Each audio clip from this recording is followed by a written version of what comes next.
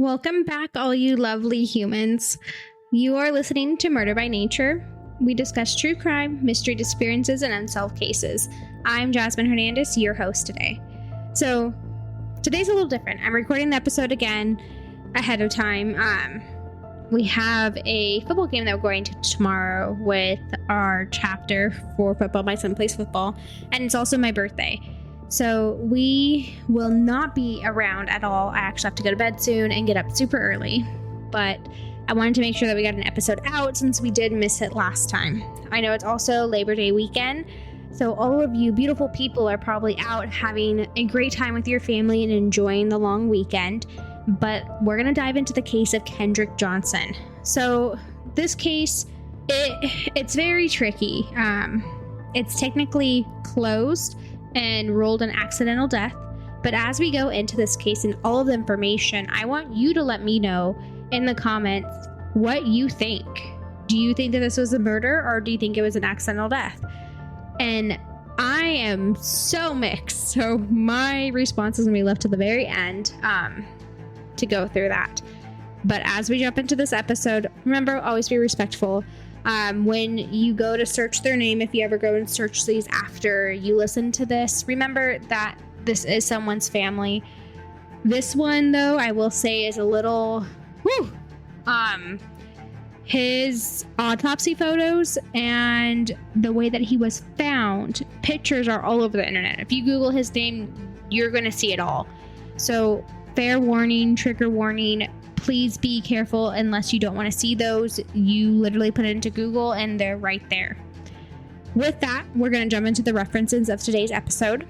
Wikipedia, CNN, NY Times, New York Times, allthat'sinteresting.com, WSB TV, BET, uncovered.com, The Lineup, Crime Junkie Podcast, Valdosta, I can't pronounce that one. I'm sorry, guys. NCBI, and then WCTV again. And with that, we're going to dive into the episode of Kendrick Johnson. Kendrick Johnson was born on October 10th, 1995. He lived with his family in Valdosta, Georgia, and attended Lowndes High School. His family and friends described him as a sweet and quiet boy. He was the third spot athlete and dreamed of playing professional football. But those dreams were cut short when his body was found by students entering the gymnasium, rolled up in a stand-up gym mat. His sneakers were shoved behind his knees, but investigators quickly closed their case on the theory that Johnson had fallen into the mat while reaching for one of his sneakers. On January 11th, 2013, the body of Kendrick Johnson was discovered in the gymnasium of Lowndes High School in Valdosta, Georgia, headfirst in the center of a vertical rolled-up wrestling mat. The body was discovered by fellow students who had climbed onto the top of the cluster of mats. Each one of them stood nearly 6 feet tall and 3 feet wide. The autopsy by the Georgia Bureau of Investigation stated that Johnson had died from positional asphyxiation, and the case was ruled an accidental death by the Lowndes County investigators. Authorities hypothesized that Johnson had fallen into the mat while looking for a shoe and died after being unable to get out. 3 students at the high school told investigators that it was common for some students to store their shoes behind or under the rolled up mats. Johnson was not wearing shoes when he was found. A student at the school said that he shared a pair of Adidas shoes with Johnson, and that after gym class, Kendrick would always go to the mats, jump up, and toss the shoes inside the middle of the hole. The mat in the hole was found to be 14 inches in diameter of the center when rolled up, and Johnson was found around 6 feet tall. His shoulders measured 19 inches across and were 5 feet 10 inches tall. So you would be able to see him kind of. And on top of that, his shoulders were really broad. So his parents always said that it was really hard. His parents maintained that his size versus the size of the mat alone should have been enough to debunk the investigators, that he was 19 inches across. So how was he going to squeeze into that? He would have to scrunch himself up together to make himself narrower, which just didn't make any sense. Almost a full day had passed until Johnson was discovered. As he was upside down, the blood would have rushed to his head, and he eventually would have began to bleed from his facial his facial stuff, from his ears, his eyes, his mouth, with being that down for that low. And one of the most baffling mysteries of this case, though, is he had a gym shoe that was underneath him. It was supposedly the one that he was trying to get, but there was no blood found on the shoe itself, which was directly underneath him. A hoodie and a pair of orange and black gym shoes were also found lying on the ground floor, as well as traces of blood on the wall nearby. Investigators did test the blood, revealing that it did not belong to Kendrick Johnson. They stated that a girl had an incident in the gym and that had caused the blood to be on there, but the blood was likely there for quite some time from when this incident happened. Even though that the clothes were found in the gym, the crime scene, the blood, everything, they didn't take anything into evidence. On June 15th, 2013, Lieutenant Stride Jones stated that they never had any credible information that indicated that anything happened besides an accident. They were basically saying that this was an accident from the get-go. There's no information or anything that points otherwise. Kendrick's family questioned this, though. Unsatisfied with the results of the investigation, they ended up hiring an independent autopsy that was conducted by William R. Anderson with the Forensic Dimensions in Heathrow, Florida. Anderson claimed that his findings indicated traces of blunt force trauma to the right neck and soft tissues. This suggested that the accident was not the cause, that he died of blunt force trauma. Sheriff Padawak said that there is no evidence to show that anyone else was responsible for Kendrick's death, though, before his death. According to his report, one of the students investigated by the prosecution team was on a bus headed to a wrestling match at the same time that Kendrick went into the gym. Footage from the cameras at the high school showed that Kendrick did not cross paths with either of the two people that they thought may be responsible for this at any point on January 10, 2013. That was the day that he died. At 1:27 p.m. that day, camera footage showed Kendrick walking by himself into the gym towards the bleachers where the gym mats were rolled and stored vertically. A teacher and student found his body the next morning. See, Kendrick's parents felt like something was off, though, with the investigation. They felt like the sheriffs weren't doing something.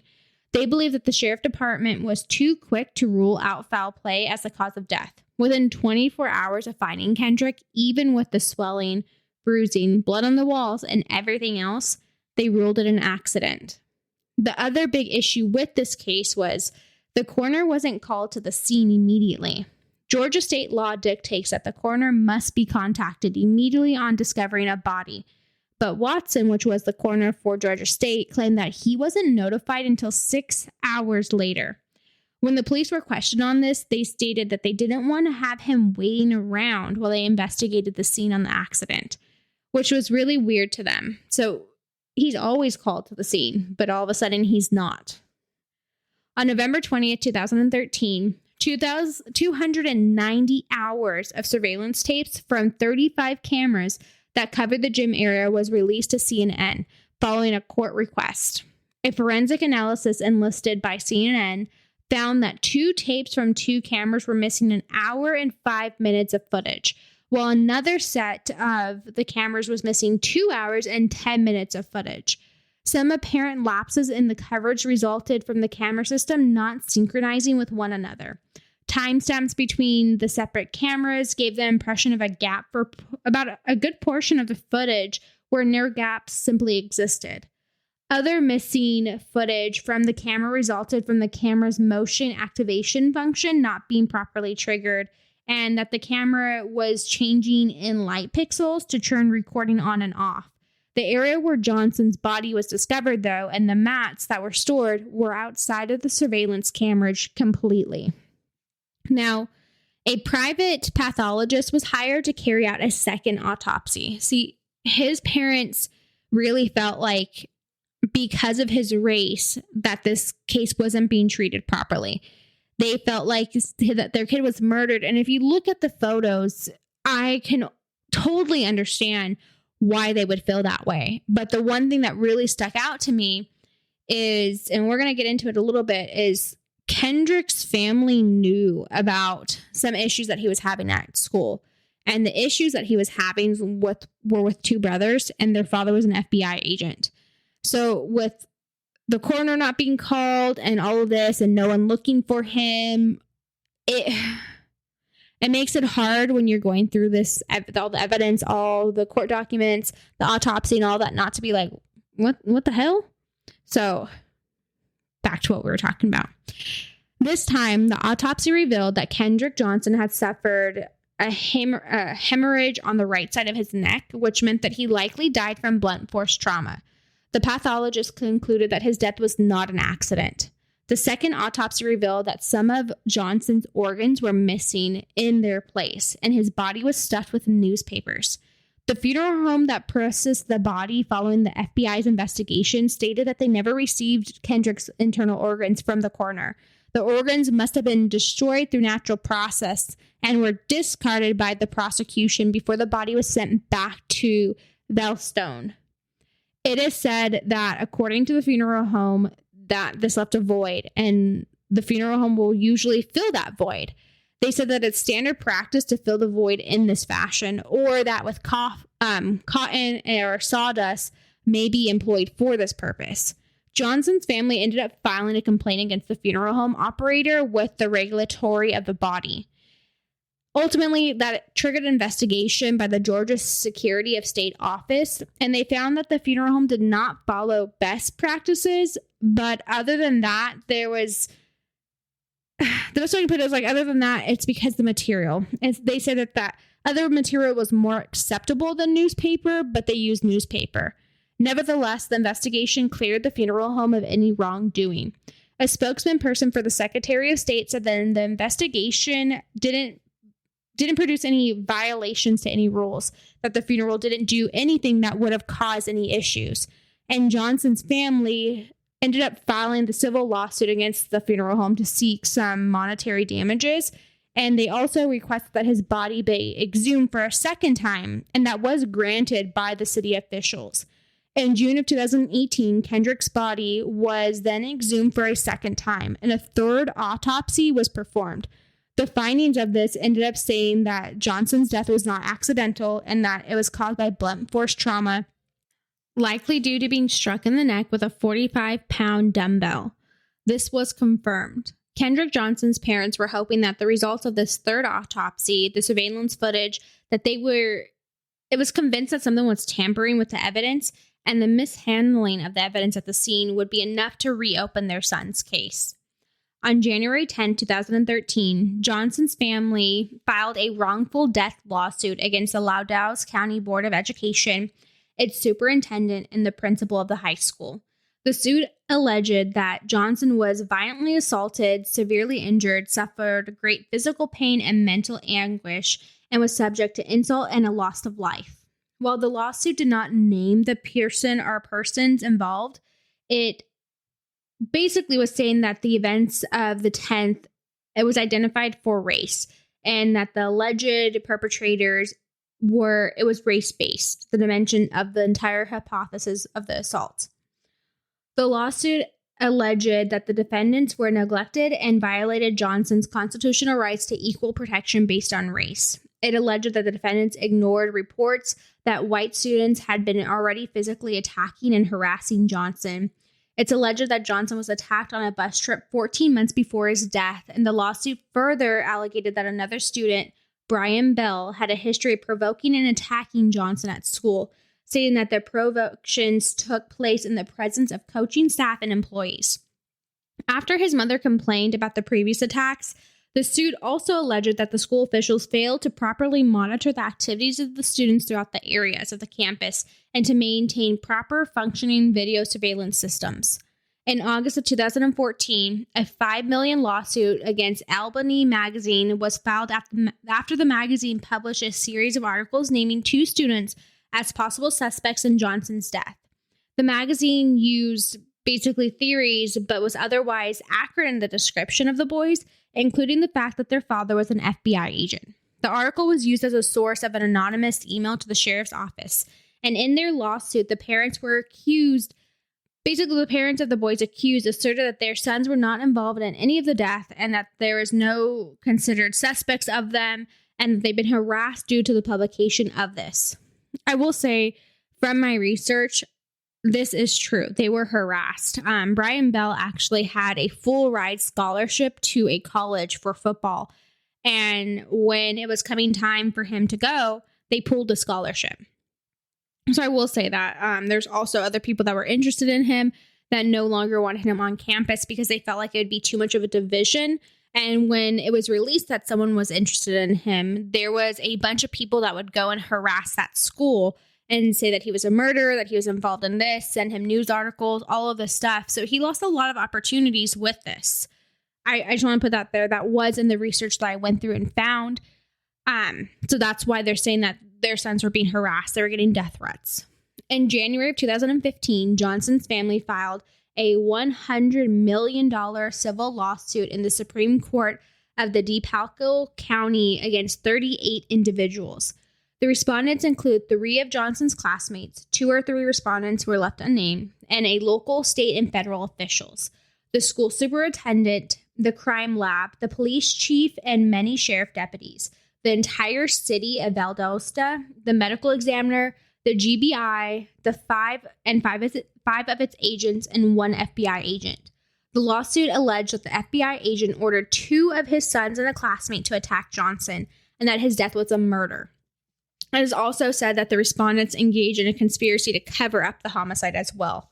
Jim Elliott, the county attorney, stated that the allegations were unfounded and baseless. I cannot talk today. And that any response would be made in court. All local Superior Court judges, they didn't want any of this. They were trying to take themselves out of the proceedings of this case and preventing the lawsuit from being filed or heard in Lowndes County. So they were citing and saying that their city was too close to approximation to the accused, that they were too close to them. Shortly before the lawsuit was filed, the U.S. Attorney Michael J. Moore said in a statement that the federal investigation was still open and that the investigation has proven more complicated and it's taken longer than originally anticipated. After Moore resigned in 2015, the case was transferred to the Northern District of Ohio under the U.S. Attorney Stephen Delbacci, and shortly after receiving the case, he also resigned. Despite these resignations, the Justice Department's investigation continued. In 2015, the Department of Justice filed a motion in the civil case to intervene and stay the case. The U.S. Attorney stated that allowing evidence discovery in the civil suit to continue would have a chilling effect on the federal investigation, which expanded into investigating the possible obstruction and the grand jury witness tampering. After the Department of Justice's motion was denied, Johnson's parents ended up dismissing their own wrongful death lawsuit, saying that they hoped to refile it after the conclusion of the federal investigation. They were, in turn, ended up being sued for more than $850,000 in attorney fees and $1 million in defamation damages. In June of 2016, the Department of Justice announced that they would not be filing any criminal charges related to Johnson's death, stating, after an extensive investigation into the tragic events, federal investigators determined that there wasn't enough evidence to provide beyond a reasonable doubt that someone or a group of people wrongfully violated Kendrick Johnson's civil rights or committed anything else to a federal crime. On August 10, 2017, Georgia's Judge Richard Porter ruled that Johnson's family and their attorney had to pay more than $290,200 in legal fees to the dozens of respondents in their civil suit. Writing, testimony shows that there's no evidence to support the claims that the brothers killed Johnson or that any of the other defendants engaged in any conspiracy to conceal the cause and matter of Johnson's death. This family was hitting so many roadblocks with what they were trying to do. They felt in their heart that something wasn't right, and people just didn't care. They were just like, nope, sorry, don't want to hear it. And this is where it boils back down to race for them. So his mother released a statement that if his son was white, that this would have been taken differently, which when you go through this and you read all the stories, I completely agree. There's one tape of a news reporter that the sheriff let in to talk. But the minute they brought up Johnson, he's like, nope, not talking to you. And started like yelling at these reporters that he invited in. This case is, there's a lot of twists and turns. In March of 2021, authorities reopened their investigation into Kendrick Johnson's death. According to the Lowndes County Sheriff Ashley Pahlke, and this was a guy, there are legitimate questions and he needs to know the answers. The only way I will know is to look at the evidence myself. Pahlke and his team were able to secure a wealth of evidence from federal authorities, in part thanks to the appeal from Johnson's family in November of 2020. Now that the sheriffs had enough evidence in hand to perhaps allow them to solve this mystery once and for all, he did release a statement saying that the investigation may take up to 6 months, and he and the Johnson family are optimistic that justice will finally be served. However, he also stated that he will not be claiming something went wrong with the original investigation, or that the original investigation's conclusion of an accidental death was wrong. The sheriff also stated that he does not consider this a homicide, and he further stated that the two brothers named in the previous legal action by the Johnson were not suspects. Now, in January of 2022, the second investigation was closed with no charges filed. Now, that is all the information that's out there for the cases. Basically, for if he was murdered, if he wasn't, if all those questions. Now, there are thousands and thousands of theories on Reddit, on Facebook, on so many different things, and we're going to dive into those theories. So, there are some people that believe that this was an accident and that he dove in and it was just an accident. It was a horrible accident. But early on came the Who Killed KJ. That was his nickname. They had rallies, and then the accusation stated that Brian and Brandon Bell, sons of a local FBI agent, Rick Bell, beat KJ to death. It all started with a fight on a school bus more than a year before Johnson's death. According to Brian Bell, then a freshman, the scuffle on the bus with the teammate KJ was over something minor, and they forgot about it the next week. But after Kendrick's death, this fight would be framed to be far more dramatic than it was. The accusation would first surface 3 days after Kendrick's body was discovered. In a YouTube video posted on January 14, 2013, Eddie Tooley, KJ's family, discussed basically the family's suspicion, saying that they heard this had something to do with the GBI agent's son, who had an altercation on the bus some time ago. This allegation had a bombshell. It was revealed that Brian Bell, who claimed he didn't see Kendrick on the day of his death, was actually caught on surveillance footage walking a few feet behind Kendrick. Now, there has been a documentary released. It's called Finding Kendrick Johnson. The writer, director, and producer is Jason Pollock. In a wide range of conversations with the True Crime Report, Pollock and Credle, they discuss that the racial perspective of everything in the cities, the towns, like this town across the country, calling out the failures and avoidance of parts of the entertainment industry to tell black crime stories like Kendrick's. So this suggested that something had to be done and that the case had to be reopened. Now, when they were talking about this and going through the interview for the promotion of this video, because it went into theaters and everything, they did have a Q&A. And during that Q&A, it is said that the crime report asked questions to Mitch Credible. He was a homicide veteran from the DC Police Department. And the question went, so much of the suspicion in this case surrounded the involvement of a local FBI agent named Rick Bell, the father of two key suspects in the case, and engaged in a rampant, basically that he did a lot, like he was trying to obstruct justice, he intimidated local witnesses, and they're asking him how could he have such an abandonment and blatant disregard for the law. Now, Mitch says what he did was an absolute obstruction of justice.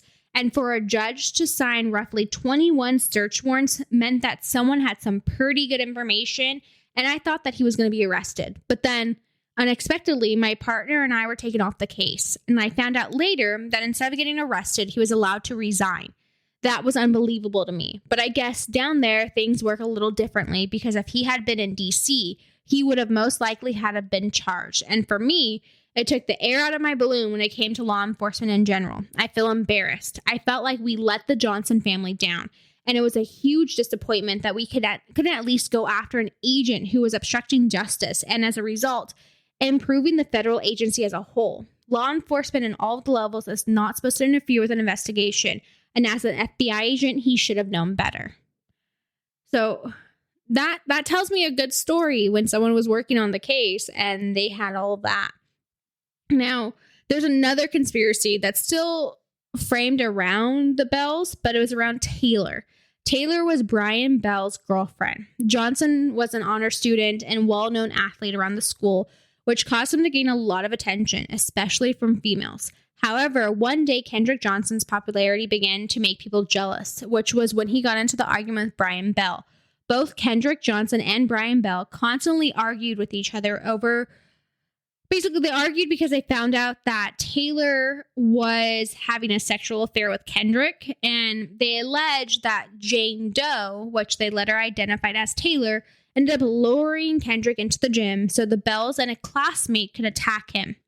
Taylor said it didn't take long to figure out that the prosecutors believed that she had slept with KJ, which she denies, and that they said that it was an ambush for payback. But according to Taylor, she said that she didn't start dating Brian until 3 months after Kendrick's death. And she said, "How can I have cheated on Brian if we weren't dating at the time?"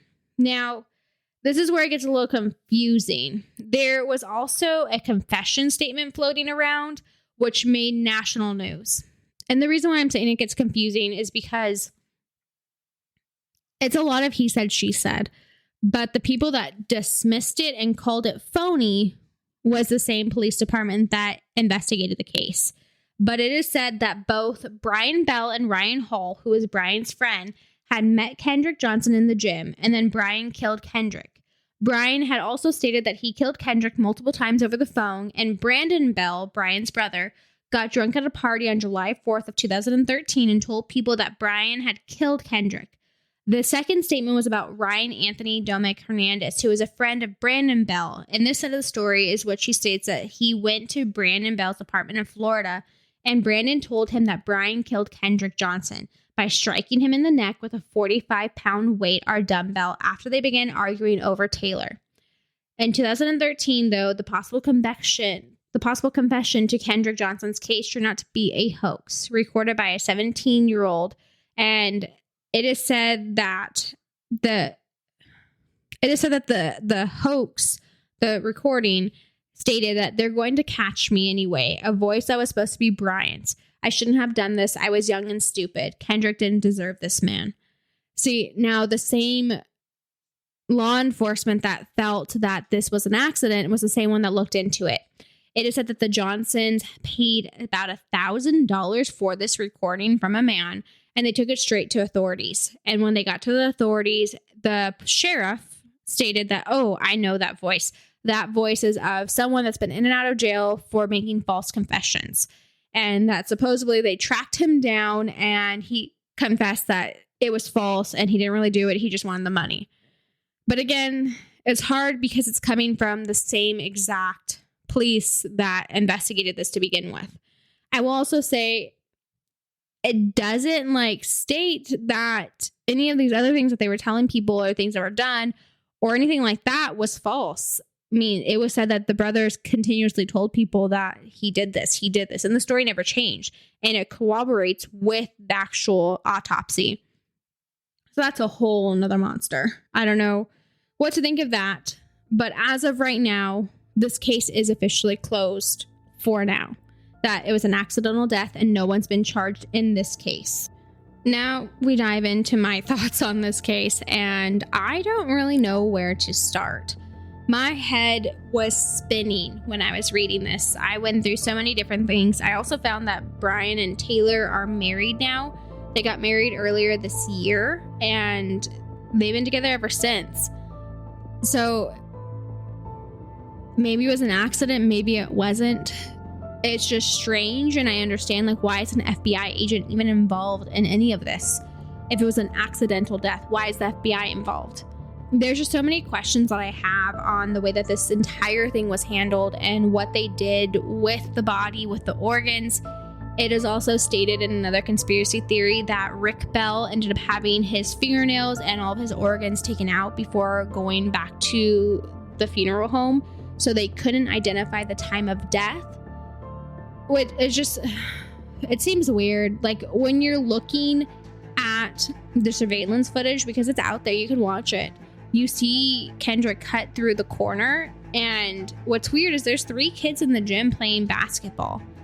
But I don't know if they've ever been interviewed or if anyone spoke to them. So there's 3 kids actively playing basketball right in front of the camera, and then you see him slide through and go to the other side. So I don't know. I really don't know what to think about this one, but this one, it's a lot of evidence, and it struck me. So that's my thoughts. That's where I'm at on this case. Tell me what you're thinking in the comments. Send me an email and let me know. Let's discuss this, because I'm really interested in what other people are thinking of this case. That brings us to the end of this episode. As always, thank you for listening to Murder by Nature. If you enjoyed our show, please rate us and review us on Apple Podcasts, Spotify, or any streaming platform that you're currently on. And be sure to come back next Saturday for our new episode. Until then, I am your host, Jasmine Hernandez. Don't forget to stay safe, don't get murdered, or murder people, you lovely humans.